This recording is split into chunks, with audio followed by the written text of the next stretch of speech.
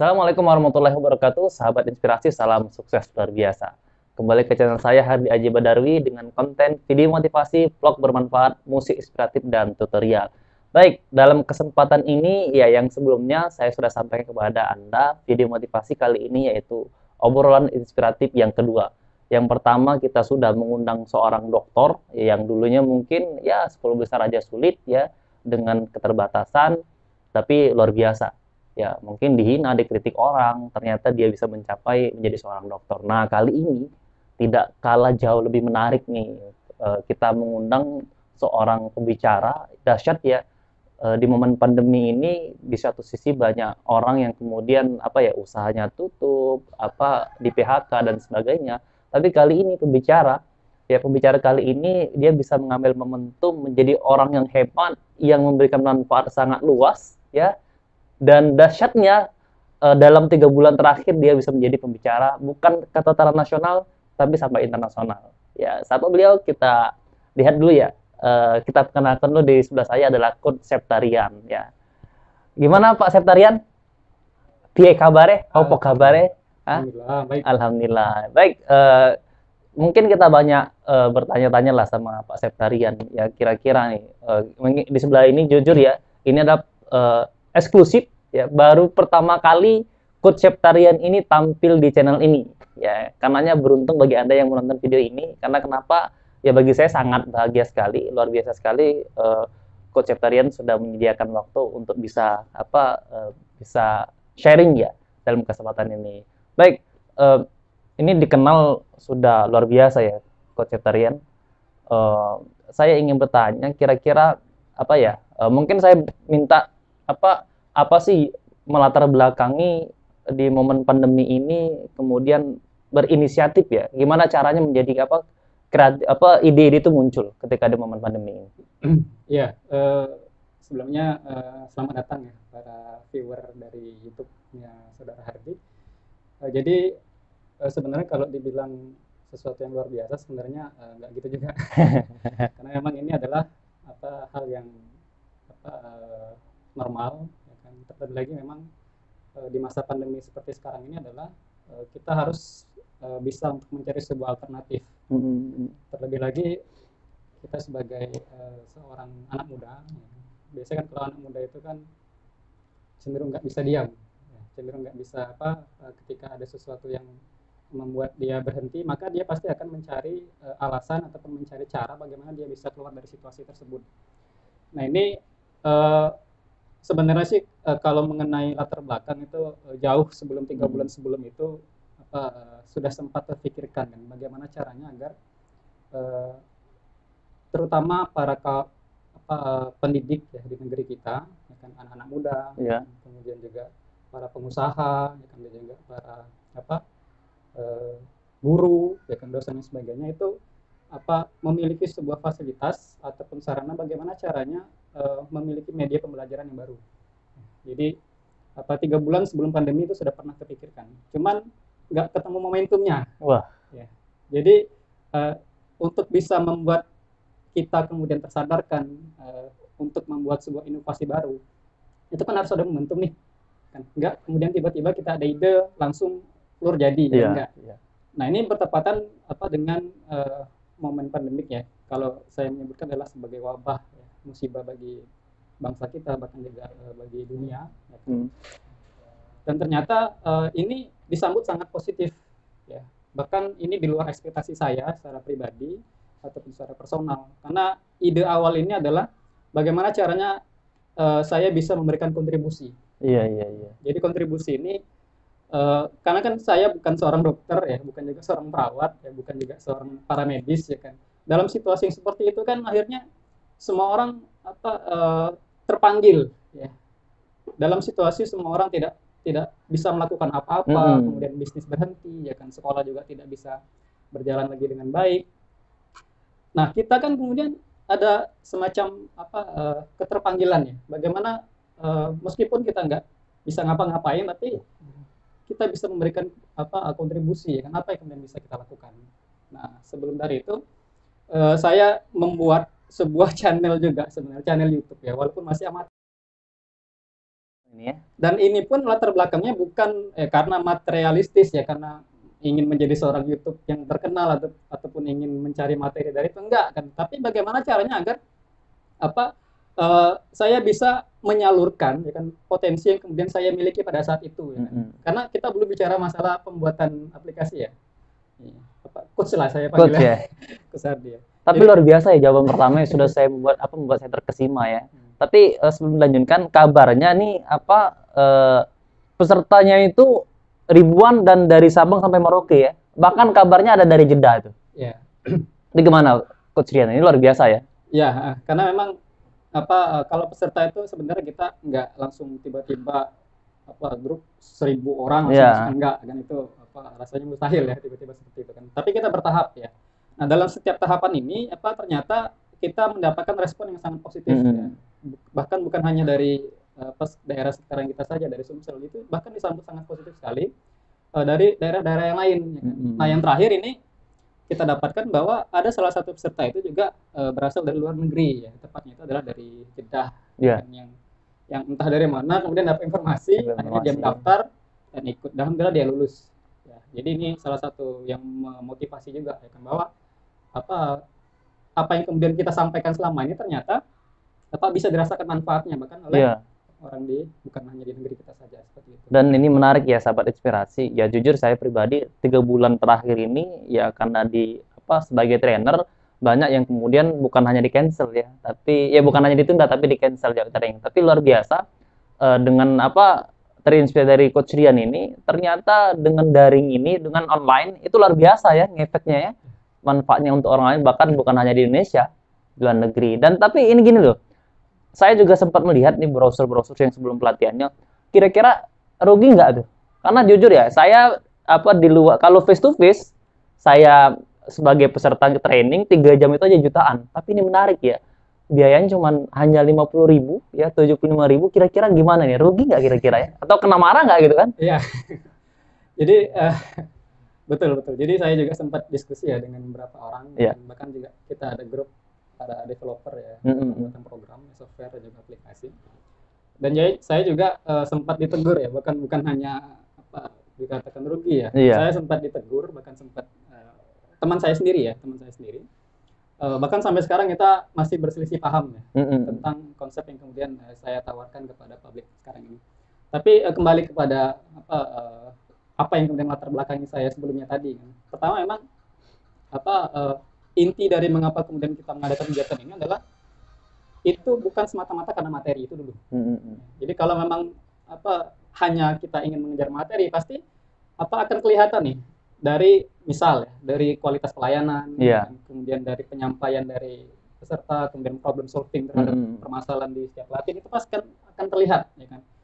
Tetapi ketika memang kita niatnya dari awal itu adalah bagaimana kita bisa berkontribusi, aktualisasi diri ya kan, maka kita akan lebih mengedepankan yang namanya excellent service ya, pelayanan prima ya kalau istilah kita tuh.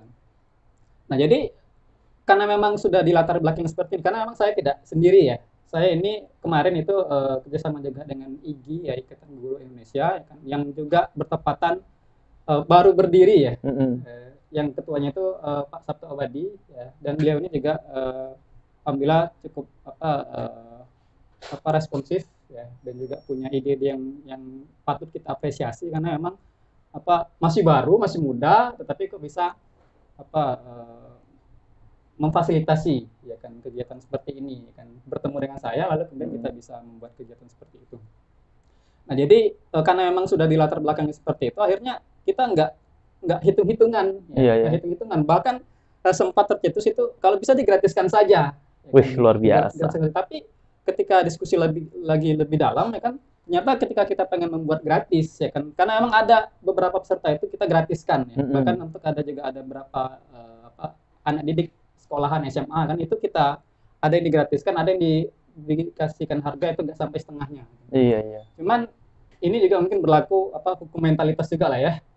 Kadang-kadang kita itu kalau kita diberikan digratiskan, yang dimudahkan seperti itu ya kan, tekad mereka untuk menyelesaikan sampai dengan akhir itu sangat kecil. Ya, menganggap remeh ya. Nah, jadi menilai bahwa ini bisa ditinggalkan, nggak dianggap ya kan kecil ya kan, dan sebagainya. Nah, bercermin dari evaluasi seperti itu, akhirnya kita tetap menentukan nominal, ya kan? Tetapi itu harus direntang. Pertama itu tidak boleh terlalu mahal. Yang kedua itu jangan digratiskan, ya kan? Kita harus berada di tengah-tengah dua komponen tadi. Ya kan? Kalau kita terlalu mahal, pastinya ini akan kelihatan, ya kan, bahwa memang kita benar-benar mencari uang di sini. Ya kan? Tetapi kalau digratiskan juga, nah ini akan merusak mental anak bangsa, ya kan? Dan juga akhirnya berdampak dari kualitas pelayanan dari pelatihan itu sendiri. Ya kan? Luar biasa. Apa juga jadi hitung-hitungan dari kita juga, dari panitia kan. Nah, kalau masalah dikatakan merugi atau tidak itu saya pikir itu masalah subjektif lah. Iya. Ya, karena tapi luar biasa ya, sahabat inspirasi. Saya juga banyak belajar ya. Kalau saya pribadi ngisi dalam waktu 1 sampai 5 hari, ya mungkin belum sehebat Septarian ya, kok Septarian. Karena jujur ya, saya pribadi pun kadang 1 hari aja full yang ngos-ngosan ya. Apalagi ini dilayani hampir 24 jam kabarnya ya. Via Telegram dan ada tutorialnya. Jadi ya luar biasa gitu kan. Tapi saya ingin bertanya nih, kira-kira problemnya apa nih? Kalau seandainya ini ada nggak mungkin peserta yang ngeyel atau mungkin dan lain sebagainya lah mungkin. Ya betul. Jadi kalau dimanapun kalau kita ngadain kegiatan pasti ada yang namanya problem lah. Iya. Cuman bagaimana caranya kita bisa membuat semacam troubleshoot ya, ataupun problem solving terhadap permasalahan itu, karena memang antisipasi itu perlu. Ya kan, terlebih lagi ini adalah pengalaman pertama, jujur juga saya juga pengalaman pertama dengan mengadakan kegiatan seperti ini kan. Sebenarnya itu diawali dahulu pernah mengikuti sebuah diklat daring ya kan, online yang diadakan oleh IGI Sumsel. Ya kan? Dan dari kegiatan itulah kemudian saya mendapatkan sebuah gambaran, oh ternyata memungkinkan untuk kita membuat sebuah pelatihan dengan sistem yang seperti ini. Kan saat itu kalau nggak salah pesertanya kurang lebih ada 100 peserta. Dan saya menjadi peserta juga di situ, alhamdulillah lulus lulus ya di pelatihan tersebut ya. Dan saya juga sangat berterima kasih dengan IGI Sumsel ya. IGI Sumsel yang memberikan ide, akan memberikan sarana, memfasilitasi juga terutama para pendidik di negeri ini kan, bahkan juga masyarakat umum difasilitasi ya. Kalau mereka ingin belajar juga silakan ikut kan. Akhirnya dari kegiatan itu saya mendapatkan gambaran, oh ternyata bisa nih ya. Nah dari situlah kemudian memotivasi saya juga untuk bisa membuat kegiatan serupa ya kan? Dan tentunya ini juga try and error ya kan. Jadi kalau saya bilang kegiatan satu guru satu aplikasi gelombang pertama ya kan, itu sebagai kelinci percobaan. Jadi mungkin kalau ada yang menyaksikan dari para alumni gelombang pertama, mungkin saya minta maaf juga. Jadi sekarang udah berapa gelombangnya? Alhamdulillah sudah masuk gelombang kelima. Gelombang 5, wah bergelombang-gelombang ya. Dahsyat ya, gelombang pertama 100, gelombang kedua meningkat lagi ya sampai ribuan, bahkan bisa jadi ini luar biasa, bisa sampai 5.000-an ya, semoga ya. Amin. Saya nggak kebayang ya berapa nilai manfaatnya ya ketika dia gunakan untuk di daerahnya masing-masing gitu kan. Nah sekarang apa sih tujuan Pak Septarian mengadakan pelatihan ini ya? Karena apa sih nilainya gitu kan? Ya tentu memang kalau kita mengadakan sesuatu itu kan mustahil kalau nggak ada alasan, nggak ada tujuan ataupun nggak ada harapan.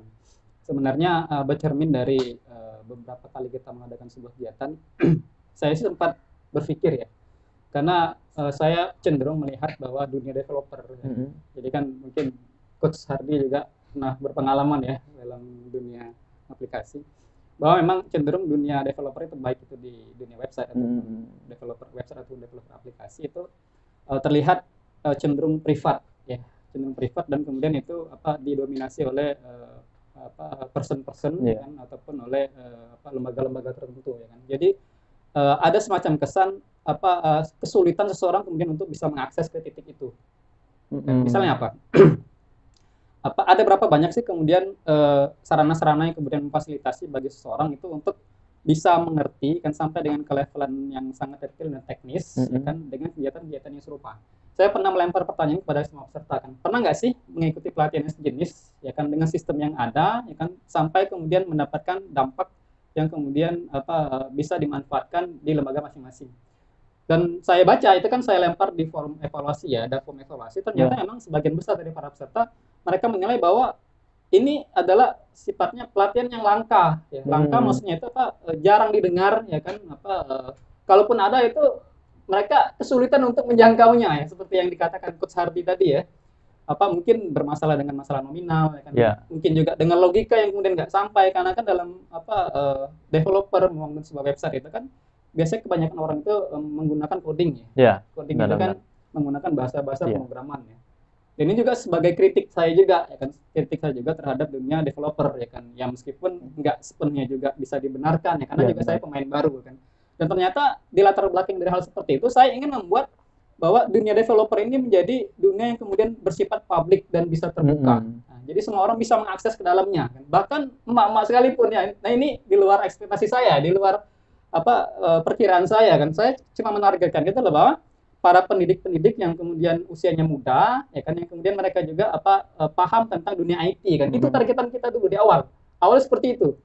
Dan Makanya ternyata dalam kenyataannya kenyataannya ternyata bahkan emak-emak yang usia 50 tahun ke atas, ya kan, itu sanggup untuk membuat sebuah aplikasi. Ini kan subhanallah luar biasa sekali, ya kan. karena punya tekad ya. Ini ya alhamdulillah dari Jadi luar biasa sahabat inspirasi ya, inspirasinya dari siapa Coach Rian ya, dan saya banyak belajar ya. Bahkan saya pun ini mulai mau belajar juga ya, mau pelatihan YouTube ya dengan metode yang yang saya pelajari sama Coach Rian. Saya pun akan ya mungkin dalam kesempatan pelatihan ini saya sebagai keynote speaker dan pemandu acara. Nanti setelah ini kita ada juga pelatihan YouTube ya. Nanti mohon juga bimbingan dari Coach Rian. Setelah ini kita juga akan namanya pelatihan YouTube ya, yang insya Allah di sana juga ada saya mentornya. Mohon doanya Coach Rian tetap bimbingannya. Tapi sahabat inspirasi, sekali lagi ya mungkin dari inspirasi Coach Rian luar biasa, kita banyak belajar ya, walaupun bagi saya pribadi berat ya, tapi saya akan banyak belajar lah sama Coach Rian dalam kesempatan pelatihan ini ya, karena dahsyat ya, bukan 3 bulan ya, berapa bulan Coach Rian 5 gelombang ini? Hampir 2 bulan. 2 bulan, bukan 3 bulan ya, hampir 2 bulan tuh ya. Lebih singkat ternyata. Belum kita berbicara masalah nilai uangnya, nantilah ya bocorannya. Mungkin ada di thumbnail video ini ya. Kira-kira 2 bulan ini berapa sih pemasukan untuk Coach Rian ya? Omsetnya saya yakin kalau dihitung-hitung ya mungkin ratusan juta ya omsetnya ya. Kalau profitnya ya kita bedah lah ya. Oh ya Coach Rian ya, kayaknya ada yang terlupa nih. Yang tadi ya latar belakang kayaknya belum selesai nih. Kira-kira apa sih yang kemudian latar belakang dasar? Ya apalagi kan kita pelatihan talk online ya dan lain sebagainya, membuat Septarian ya, seorang bapak Septarian, coach Septarian mengadakan pelatihan ini. Ya, mungkin lanjutnya tadi ya. Ya. Tadi sempat terpotong. Jadi kalau mengenai latar belakang sebenarnya kalau pengen diceritakan itu panjang. Ya. Panjang jadi ya. bisa jadi satu buku sendiri. Satu buku ya, satu buku 500 halaman ya. Kayak mungkin yang sederhana saja mungkin saya sampaikan. Ide awalnya itu adalah mengadakan kegiatan seperti ini, bahwa di latar belakangnya kemudian potensi awal yang kemudian saya miliki adalah sebagai seorang desain grafis. Ya, jadi seorang desain grafis itu kan kita sebagai freelancer. Yeah. Saya membuka, saya dan tim ya. Jadi saya dan tim, sebenarnya tim itu saya dan satu sahabat saya, cuma 2 orang ya. Yeah. Kita melaunching yang namanya channel ya kan, yang namanya desain praktis. Desain praktis. Oh, jadi channelnya desain praktis ya. Jangan lupa subscribe ya. Nanti saya letakkan di deskripsi ya. Ya, jadi kalau lihat videonya cuma 2 ya kan, selebihnya itu enggak. Enggak, karena di privasi ya. Padahal video lainnya mungkin bermanfaat. Ya. Mungkin setelah gelombang ini selesai ya. Ya, nanti akan ada saatnya, nanti akan kita buka untuk umum ya. Karena materi ini sangat berguna sekali nanti ke depan. Tapi jadi kita membuat semacam channel ya kan, dan juga menyediakan sebuah layanan. Ya. Kita menyediakan sebuah layanan kepada tenaga medis, tim kesehatan, para medis, kedokteran, BNPB dan sebagainya ya kan. Bagaimana caranya mereka juga bisa menginformasikan ya kan semua tentang COVID ya, perkembangannya ya kan, kemudian berapa jumlah penderitanya di suatu daerah ya kan. Dan kita fasilitas itu dengan sebuah infografis. Ya. Kan kadang-kadang kita tuh kesulitan untuk bisa menyampaikan informasi itu ya kan. Dengan sarana desain ya kan, dengan menggunakan infografi itu gampang untuk dimengerti oleh orang. Informasi itu akan jauh lebih cepat tersampaikan dengan masyarakat umum yang cenderung susah ataupun sulit untuk mencari informasi secara sendiri ya. Jadi kan kita kan cenderung seperti itu kan. Kita literasi kita itu masih sangat rendah sekali kan. Jadi ketika kita fasilitas seperti itu, harapannya informasi itu bisa tersampaikan dengan seluruh masyarakat, dan itu kita berikan gratis. Ya. Jadi kita fasilitasi desain gratis ya kan, ya, untuk semua pelayanan kesehatan ya kan, dari BNPB, tim kesehatan dan sebagainya. Ya kan. Nah, itu diawali dari seperti itu, dan ternyata itu ada ratusan proyek ya. Ada ratusan proyek ke meja direksi kami ya. Padahal kita cuma berdua nih. Itu pun kita sistemnya remote ya, bukan teman dekat ya. Ada teman saya, kemudian dia juga bersedia untuk menjadi relawan, kemudian kita ada bergabung ya dalam tim relawan desain praktis ya kan. Dan itu ada ratusan proyek, dan mungkin sampai hari ini masih ada proyek itu masuk dan belum sampai kita selesaikan, tapi nanti akan kita kejar kan bagaimana bisa selesai. Nah ternyata dalam momen-momen seperti itu saya pengen mencari alternatif lain, ternyata nggak cukup nih, nggak cukup cuma sekedar memberikan layanan desain gratis ini kan, walaupun saya ditegur oleh para desainer freelancer yang lain kan, jadi saya sering banget ditegur sering banget ditegur kan, kok dikasihkan gratis kan, kalau gratis kan artinya nanti akan semakin diremehkan dunia para desainer kan? Karena emang untuk membuat desain itu kan nggak gampang kan, karena dunia desainer itu kan butuh dua hal, yang pertama itu adalah ide, yang kedua itu adalah waktu kan, dan kedua-duanya adalah sesuatu yang sangat mahal kan, tapi cenderung orang meremehkan itu. Tapi kan memang ini situasi adalah darurat ya kan, yang berhubungan dengan nyawa kan, mau tidak mau kita berikan fasilitas itu. Dan selepas dari itu kita mencari alternatif nih, bagaimana caranya. Jadi selama kurang lebih 3 bulan saya mendalami, mencari informasi bagaimana caranya bisa menguasai ya kan bahasa-bahasa pemrograman. Jadi saya belajar secara otodidak ya, bagaimana cara bisa mendevelop sebuah aplikasi dengan menggunakan bahasa coding itu. Itu kurang lebih 3 bulan saya pelajari dan bisa. Dan artinya kalau saya mendapatkan seperti itu, ternyata bisa, artinya semua orang pun ternyata bisa untuk membuat program atau aplikasi yang kemudian bisa kita buat seperti ini ya kan, artinya enggak perlu waktu selama 1 tahun ataupun 4 tahun untuk mempelajari bahasa pemrograman, dengan otodidak sendiri itu ternyata itu bisa dibuat, asalkan fokus ya kita untuk belajar, memang kita punya tekad ya. Wah, jadi tekad banyak itu belajar gitu ya, tekad konsisten yang pastinya untuk belajar ya, yang pastinya memang kalau memang kita melihat bahwa selama 3 bulan masa COVID ini adalah sebuah peluang bagi kita ya kan, untuk mengembangkan potensi yang selama ini sempat tertunda, maka insya Allah itu akan sangat dimudahkan sekali. Karena ya kita mungkin yang bekerja lagi ya kan, maksudnya work from home ya, bekerja dari rumah, yang sekolah juga kemudian diliburkan, artinya memang ada banyak sekali waktu yang kemudian bisa kita kembangkan untuk meningkatkan skill kita yang sempat tertunda. Nah, selama 3 bulan ini saya mengupgrade diri, ya kan? Sampai kemudian kita sampai di titik ataupun level yang kemudian di luar ekspektasi kita, di luar dugaan kita, ternyata kita bisa dan juga kita mampu. Dan dahsyat ya. Tapi di sini sebelum dilanjutkan ya, Coach Dian, saya mendapatkan petiknya nilai yang sangat luar biasa. Tadi di awal ya latar belakangnya menggratiskan, mendesain gratis dan sebagainya. Nah, di sini saya mengambil nilai poinnya adalah ya intinya kalau kita ingin berbagi nggak perlu nunggu ada dulu gitu kan.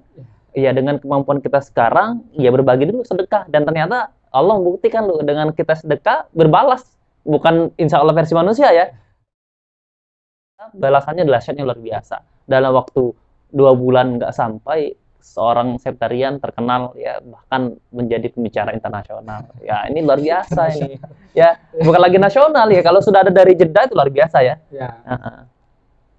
Berarti ya masih ada lagi Coach Rian ya, kira-kira ada motivasi ini untuk para audiens atau para penonton yang sedang menonton video kita? Ya, mungkin yang menjadi pertanyaan juga, mengapa sih harus satu guru satu aplikasi Android sih? Mengapa enggak satu pelajar? Kenapa enggak satu bisnis? Mengapa enggak satu mahasiswa kan?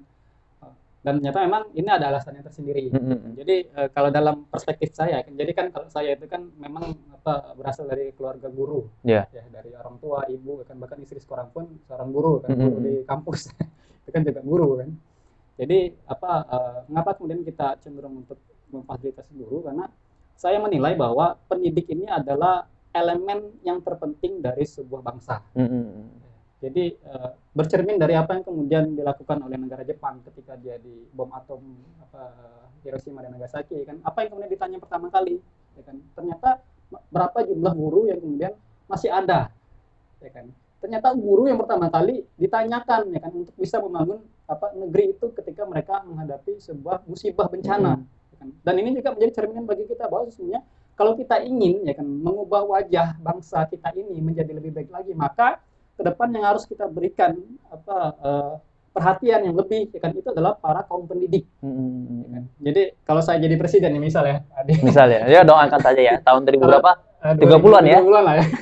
Mungkin kita nanti bisa duet lah ya, pasangan. Jadi kalau seandainya saya jadi presiden nih hari ini misalnya, jadi saya akan menjadikan yang namanya para pendidik ya kan. Pendidik itu kan nggak hanya guru ya kan, itu adalah para ustadz ya kan, para rohaniawan, kemudian para biarawati ya kan, para penceramah, para dosen ya kan. Kemudian dan mereka ini terkategori sebagai seorang pendidik ya kan. Dan mereka ini harus memiliki profesi yang bisa dibanggakan oleh mereka. kan kita cenderung para pendidik negeri ini kan seperti sebuah profesi yang dianaktirikan, ya kan, yang cenderung tidak diberikan perhatian lebih, ya kan. Bahkan bagi sebagian orang menganggap banyak profesi lain yang kemudian itu lebih menarik untuk dijadikan sebuah cita-cita, ya kan. Jarang kemudian anak-anak didik kita kemudian ditanya pengen jadi apa, pengen jadi guru, mungkin ada ya kan, tapi mereka lebih pilih menjadi pilot, ya kan, jadi dokter, ya kan, menjadi pengacara dan sebagainya. Nah, makanya itu menjadi salah satu latar belakang mengapa pendidik yang menjadi target awal kita, ya kan. Jadi ketika pendidik sudah terfasilitasi, ya kan, dengan baik, kan, mereka juga sudah terbuka wawasannya dengan dunia teknologi, ya kan. Maka ke depan juga kita harus menggarap sektor yang kedua. Apa itu? Itu adalah sektor bisnis. Jadi kan bangsa itu kan kalau kita melihat ditampung oleh banyak sektor, ya. Yang fundamental, yang paling mendasar adalah sektor pendidikan, ya kan. Lalu kemudian tonggaknya itu adalah para pengusaha, ya kan. Pengusaha itu bukan hanya pengusaha besar, tapi adalah UMKM, ya kan, pengusaha kecil yang kemudian banyak kita temui di tengah masyarakat, ya kan, yang kemudian ini menjadi urat nadi, ya kan, perekonomian di bangsa kita, dan itu harus juga kita fasilitasi, kan. Karena emang dalam dunia era digital seperti sekarang, mau nggak mau kita harus bisa bersaing dengan siapapun, ya kan. Bersaing maksudnya ya kita kompetitif, kita berkompetisi, ya kan. Kita jangan membiarkan kemudian ada tetangga kita misalkan, ataupun ada saudara kita, ataupun ada keluarga kita, ataupun ada masyarakat di sekitar kita, kemudian dia punya usaha, ya kan, lalu kemudian dia mati gara-gara COVID, atau gara-gara dia tidak mampu untuk bisa memfasilitasi usahanya itu untuk bisa dikenal oleh banyak orang, ya kan. Nah, ini kan sebuah kesedihan sendiri bagi kita, kan.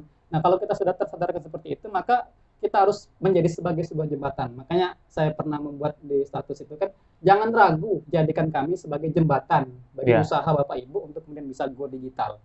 Karena ke depan ini tantangan yang sangat sangat berat sekali, ya kan, terutama bagi pengusaha-pengusaha lokal. Ya kan, bagaimana mereka bisa bersaing dengan brand-brand yang kemudian bisa masuk, kan era globalisasi seperti itu, ya. Jadi produk asing itu masuk dengan bebas, ya kan. Akhirnya SDM dari luar juga bisa masuk dengan bebas. Akhirnya ketika kita berkompetisi dengan mereka, kita kalah pasti, kan. Nah, dengan kita fasilitasi seperti ini, harapannya ini kan harapan, semoga ya. Jadi kan kalau harapan kan boleh, ya. Bagaimana cara kita bisa bercita-cita, ya kan.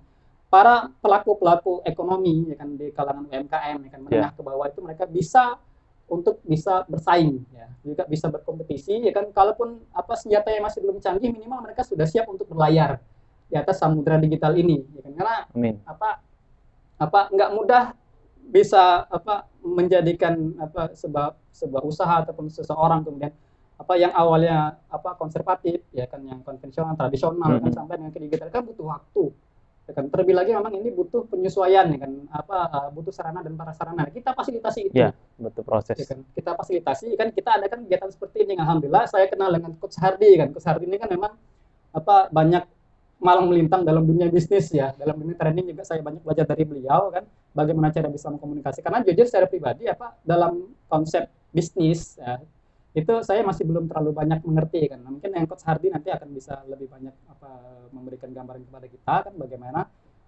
dari aspek bisnisnya, kan. Dan harapannya dari kegiatan ini para pelaku usaha, ya kan, itu akan lebih termotivasi lagi untuk terus mengembangkan usaha-usahanya ke depan. Seperti itu. Sama-sama belajar lah, ya. Baik, sahabat inspirasi, jujur saya terkesima, ya. Mungkin ini eksklusif, ya. Anda mungkin yang para peserta yang menonton video, ya, mungkin baru pertama kali lihat Septarian, seorang Septarian berbicara, ya, menampilkan muka, ya. Selama ini hanya tutorial video, hanya suara, ya. Tapi ternyata ketika ini kita wawancara seorang Septarian dan luar biasa, ya, statementnya. Kata-katanya tersistematis dan gampang kita cerna, dan ini luar biasa, ya. Saya banyak belajar juga sama Coach Rian. Coach Rian, terima kasih, ya, luar biasa. Saya sangat sangat bahagia dalam kesempatan ini bisa berkolaborasi ya sama Coach Rian, dan beliau juga ada channelnya, ya. Jangan lupa subscribe di deskripsi, ya, desain praktis, ya. Ya, walaupun masih privasi, ya, saya lihat kayaknya beliau ini termasuk yang memenuhi 1000 subscriber 4000 jam tayang, termasuk cepat dibandingkan saya, ya. Karena sahabat inspirasi, ya, mungkin cukup, ya, Coach Rian. Sekali lagi saya ucapkan terima kasih, dan saya juga belajar sama Coach Rian. Nanti setelah ini kita ada pelatihan ini, ya, bagaimana dengan modal HP bisa menjadi jutawan, ya, dengan YouTube. Jadi pandemi ini juga peluang untuk Anda semuanya, ya. saya metode pelatihannya saya belajar sama Coach Rian, walaupun saya belum bisa belajarnya 1 sampai 5 hari ya, mungkin 2 hari ya pelatihannya, tapi mudah-mudahan dengan 2 hari itu belajar singkat dengan modal HP Android, Anda bisa mengedit, bisa mengupload dan mengoptimasi channel, dan ya syukur-syukur menjadi jutawan. Ya tapi nanti ya, setelah ini saya juga akan bersanding sama beliau, insya Allah ya. Terus bimbing ya Coach Rian ya. Iya. So, kira-kira ada lagi kalimat apa? Bukan kalimat terakhir ya, kalimat motivasi akhir dalam video ini? Ya, mungkin saya menyampaikan pesan kepada para anak muda lah ya. Ya. Jadi mungkin kepada kamu-kamu yang masih usia muda dan adik-adik saya yang kemudian masih muda, momen-momen pandemi seperti ini adalah momen-momen yang kemudian sangat tepat sekali untuk kita manfaatkan ya. Jadi kalau sebelumnya kita punya cita-cita, ya kan, ingin bagaimana mengembangkan potensi, ya kan, ingin meningkatkan kompetensi kita, ya, tetapi itu tidak sempat tersalurkan. Yeah. Maka di momen seperti inilah yang bisa kita manfaatkan dan bisa kita optimalkan. Dan tentunya ikuti terus ya kegiatan-kegiatannya seperti ini, karena itu akan sangat bermanfaat sekali, ya kan. Karena dengan konsep daring seperti ini, maka intensitas, ya kan, pemahaman terhadap materi itu akan jauh lebih gampang, ya kan, dibandingkan dengan pertemuan kita secara offline, ya kan. Karena fasilitas-fasilitas itu akan lebih lengkap, Yeah. dan kita pun akan jauh lebih gampang untuk memahami karena biasa difasilitasi oleh panitia itu dengan sangat baik sekali. Dan tentunya juga kemarin saya pernah sempat membuat sebuah status ya, tulisan, ya kan. Jadi apa yang kemudian saya pelajari, ya kan, dari selama kurang lebih 2 bulan ini mengadakan kegiatan daring. Jadi terutama bagi kita yang baru belajar ya. Jadi ketika kita ingin banyak ikut terlibat dalam kegiatan daring seperti ini, itu setidaknya kita harus menyiapkan 6 hal. 6 hal ya. Jadi yang pertama itu kita harus punya mentalitas sebagai seorang petarung. Oke, mentalitas sebagai seorang petarung. Ya, jadi maksudnya adalah kita nggak gampang menyerah. Ya, jadi jangan kemudian tiba-tiba ada sebuah problem, ya kan, kemudian kita selesaikan, lalu kemudian kita menyerah begitu saja. Kita harus tetap berpositif thinking, ya kan, yakin bahwa semua orang itu bisa. Ya kan. Kita masih muda, ya kan, jangan mau kalah nih dengan emak-emak yang kemudian usianya jauh lebih senior, lebih tua daripada kita. Akhirnya mereka berhasil untuk membuat sebuah proyek yang saya pikir itu nggak bisa dikatakan mudah. Dan karena saya berpikir sendiri bahwa ini nggak gampang nih, ternyata mereka bisa kan. Apalagi adik-adik sekalian yang kemudian masih sangat muda sekali. Jadi sugestinya saya pasti bisa ya. Ya. Sukses adalah saya ya. Ini yang ikut saya. Itu yang Oke, yang pertama ya. Nah, yang kedua itu adalah kesabaran yang tidak terbatas. Kesabaran yang tidak terbatas. Jadi kita kan berinteraksi dengan ribuan orang nih. Ya. Apalagi saya ini masih termasuk usia masih 30-an ya, masih sekarang masuk 31 tahun ya, masih belum terlalu cukup berumur. Ya. Ini dipaksa untuk berinteraksi dengan ribuan peserta, ya kan. Ratusan chat itu masuk setiap hari, ya kan, bertanya, kan, lalu kemudian ketika pertanyaan kita nggak dijawab, ya kan, itu jangan kemudian kita tiba-tiba mudah baper. Iya, benar. Jadi kadang-kadang kita ini cenderung mengedepankan perasaan, padahal bisa jadi ada banyak situasi yang kemudian tidak bisa kita jelaskan. Nah, momen-momen seperti ini ternyata itu saya sangat terlatih. Bagaimana kemudian saya terus berprasangka baik dengan orang, ya kan, bagaimana kemudian tetap membangun komunikasi yang positif, ya kan, bagaimana kemudian tetap menahan ego, ya kan, ini yang berat, ya kan, karena kan kalau kita masih muda ini kan cenderung emosional. Ya kan? Ini bapak ini sudah diajar-ajar nggak ngerti-ngerti, ternyata nggak boleh seperti itu, ya kan. Kita dan luar biasa ya, ratusan harus dilayani dengan cepat, baik dan benar juga ya. Kita melatih mental juga kan, akhirnya kita melatih mental, itu yang kedua. Yang ketiga. Yang kedua kesabaran tadi, yang ketiganya? Nah, yang ketiga kita harus membangun sebuah komunikasi yang positif. Ya. Jadi bagaimana cara kita menyapa orang, bagaimana cara kita kemudian menghargai seseorang yang kemudian jauh lebih senior daripada kita, lebih tua daripada kita. Bagaimana kemudian kita bisa menyambut dengan baik, ya kan, menyampaikan sesuatu yang kemudian tidak menyindir, ya kan. Karena kadang-kadang kan ada saja, ya kan, saat-saat kemudian kita tidak terkendali, tidak terkontrol kan. Ada momen seperti itu, ya kan. Ada momen seperti itu bahwa kita lepas kendali kan, karena memang ada sebuah problem mungkin di realitanya kan, dihadapi juga dengan kenyataan bahwa kita harus menyelesaikan problem-problem yang kemudian kita temui dalam sebuah pelatihan. Jadi kita harus tetap menguasai teknik komunikasi yang positif. Coach Hardy lebih paham lah, saya pikir nanti bisa training dengan beliau ya tentang ini. Iyalah, nanti sama-sama belajar. Saya juga newbie sih. Ya. Terus yang keberapa? Yang keempat ya. Nah, yang keempat itu adalah kita harus membangun manajemen diri dan juga manajemen tim ya, tim positif. Jadi manajemen diri dan tim yang efektif ya. Jadi karena memang ini bukan saya pribadi, karena kita adalah kolektif, kerjaan kolektif sama-sama dengan satu panitia. Nah ini juga harus dibangun, yang ditumbuhkan bahwa kita semangatnya itu adalah berjuang bersama-sama. Iya.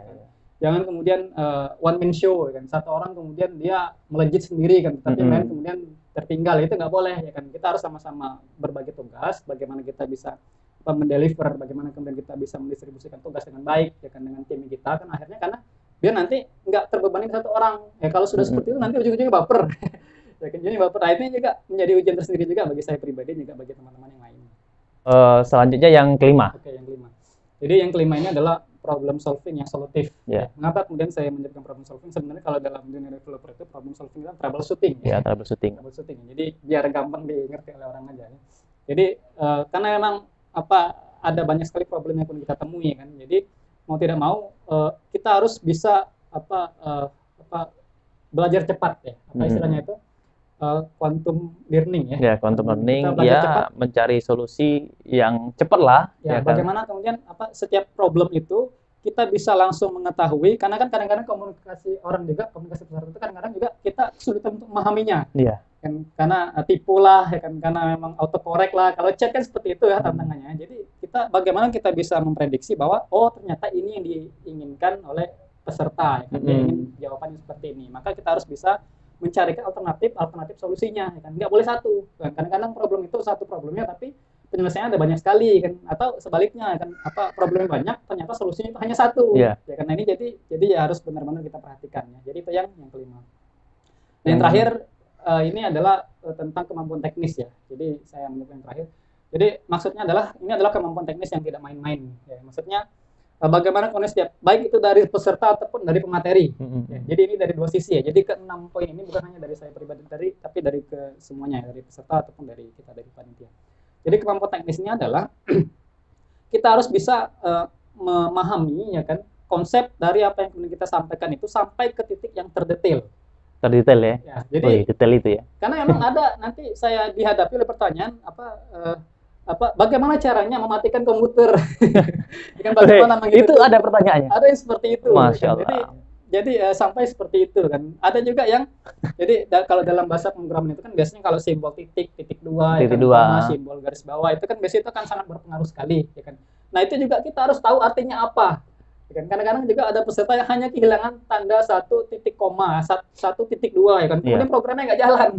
Ini kan akhirnya sampai sedetail itu kan yang harus kita ketahui kan. Kalau di dunia coding itu fatal itu. Fatal karena memang ini kalau kita nggak paham tentang hal-hal seperti itu nanti kita juga kesulitan kok berubah, kok nggak ngerti kan, kok nggak tahu kan. Nah kita sebagai seorang materi juga harus bisa menguasai hal yang sampai sedetail itu kan. Nah di peserta juga harus bisa menguasai kan, hal-hal yang teknis seperti itu kan. Makanya setiap kali pesan itu Bapak Ibu tolong diperhatikan titik komanya harus diperhatikan, besar kecil penulisnya itu harus diperhatikan karena itu akan berdampak apakah aplikasi itu nanti akan bisa berjalan dengan baik atau tidak. Jadi itu selalu saya ulang-ulangi kan dalam setiap penyampaiannya. Jadi ini juga menjadi tantangan. Jadi ini adalah ke-6 hal yang kemudian harus dimiliki kalau kita ingin mengikuti kegiatan-kegiatan seperti ini. Oke, sahabat inspirasi. Jadi luar biasa ya video di sesi terakhir ini. Videonya ada 6 hal yang sangat kalau seandainya kita pengen mencapai nampaknya sukses di ikut pelatihan ini, ya semoga 6 hal tadi bisa diikuti ya, bisa dilakukan konsisten dan komitmen bahwa kita bisa. Tadi ya di balik awal tadi yaitu saya pasti bisa. Dan insya Allah yang mereka yang lulus itu sudah punya 6 kompetensi tadi. Nah, insya Allah ya. Semoga di antara Anda ada yang lulus ya, syukur-syukur bisa lulus semua ya. Tapi tetap ada kriteria nanti parameter keberhasilannya yang paling cepat, yang paling baik dan bagus ya. Ya, baik sahabat inspirasi, sekali lagi Coach Rian, saya ucapkan terima kasih ya, terima kasih banyak sudah sharing di channel saya ini ya. Jangan lupa subscribe juga channel Coach Rian di Desain Praktis ya. Semoga bermanfaat obrolan inspiratif ini, ya mohon doanya semoga ya pelatihan-pelatihan Coach Rian ini terus memberikan manfaat dan tersebar bukan hanya di Indonesia ya, tapi di seluruh dunia. So, sekali lagi silakan kiranya kalau seandainya konten ini bermanfaat untuk Anda ya sebarkan. Pahala jariah ya, bisa saya. Oke, kita sama-sama sapa. Coach Rian. Assalamualaikum warahmatullahi wabarakatuh. Waalaikumsalam.